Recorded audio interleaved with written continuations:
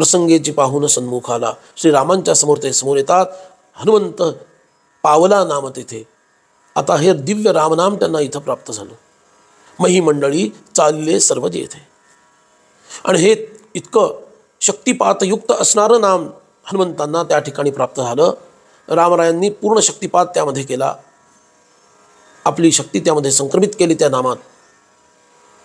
कारण रामनाम यामध्ये रा आणि म या दोन अक्षरामध्ये रा हे तत्पदवाच्य सांगितलं आणि म हे त्वंपदवाच्य सांगितलं.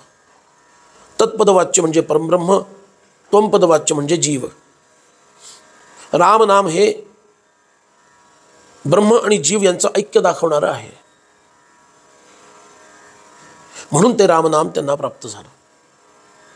उपनिषदामध्ये असं म्हटलं, राम एव परमब्रह्म, राम एव परम तपः, राम एव परम तत्वम, श्रीरामो ब्रह्मतारकम. राम हेच परमब्रह्म आहेत, तेच परमतप आहेत, तेच परमतत्व आहेत. का तर श्रीराम हे नुसतं नाम नाही आहे, तर ते ब्रह्मतारक आहे.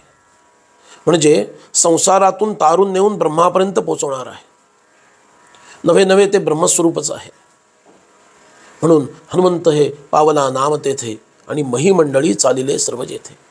याचा अर्थ महिमंडळामध्ये या पृथ्वीवर आणि इतकंच नव्हे त्रैलोक्यामध्ये ब्रह्मांडामध्ये हेच नाव सर्वत्र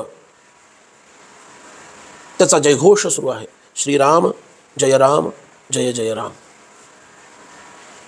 असं दिव्य ज्ञान श्री हनुमंतांना त्या ठिकाणी प्राप्त झालं. आधी ते उपासनेच्या अंगानं, साधनेच्या अंगानं, भावाच्या अंगानं नाम घेत होते. प्रत्येक कार्य करत असताना ते नाम घेत होते. तेही हेच नाम होतं, श्रीराम जय राम जय जय राम. पण त्याच्या फलस्वरूप त्यांच्यामध्ये जे लीनत्व आलं आणि जे तल्लीन होण्याचे सामर्थ्य आलं, म्हणजेच ज्ञानाचा अधिकार उत्पन्न झाला, त्यावेळेला साक्षात सद्गुरुरूप श्रीरामरायांनी त्यांना हे तत्वरूपी नाम दिलेलं आहे. आणि असे हनुमान आता परम आचार्य भक्तिशास्त्रातील नामाचे परम आचार्य, दास्याचे परम आचार्य असे हनुमान झालेले आहेत.